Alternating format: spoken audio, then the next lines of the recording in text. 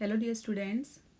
In this video lesson I am going to discuss with you chapter number 2 of geography, and the name of the chapter is Land, Soil, Water, Natural Vegetation and Wildlife Resources.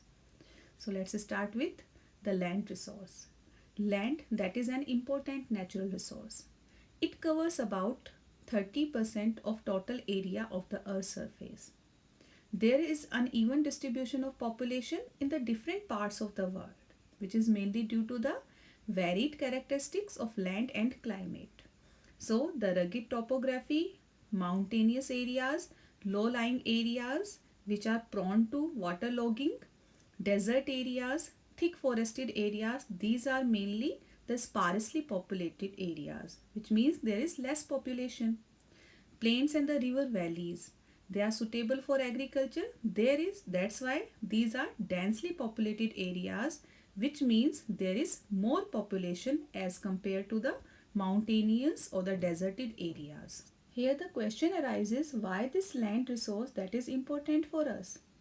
So land is important because it is used for different purposes such as agriculture, forestry, mining, building houses, roads, setting up of industries.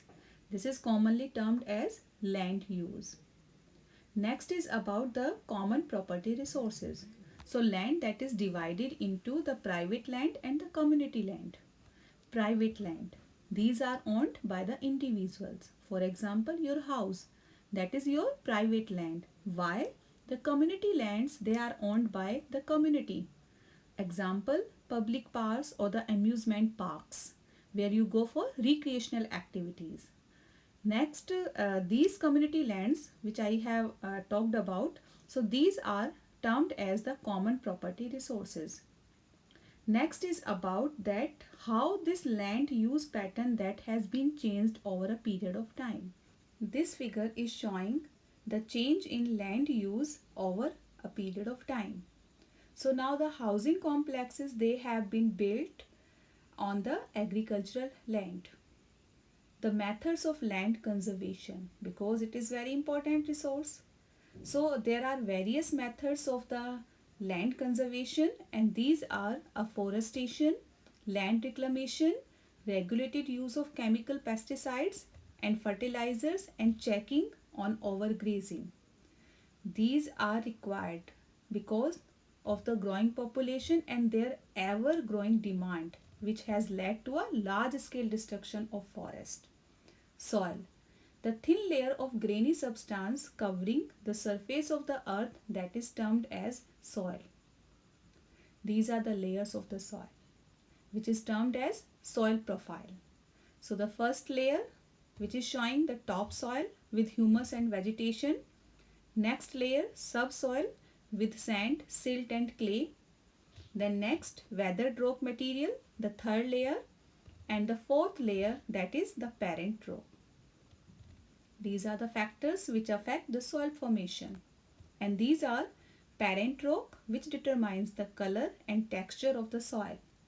Climate, temperature, rainfall, they influence rate of weathering and humus. Relief, altitude, slope, that determine accumulation of soil. Next, flora and fauna and microorganism, they affect the rate of humus formation. Next is time, which determines the thickness of soil profile. Next is, because soil that is also very important, so that is important for the agriculture activities. So we need to conserve this soil. But why this soil that is degrading? So there are various factors such as deforestation, overgrazing, overuse of chemical fertilizers, rain wash, landslides, etc.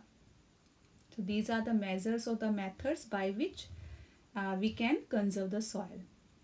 So first, that is the mulching, next contour barriers, then rock dams, terrace farming, intercropping, contour plowing and shelter beds.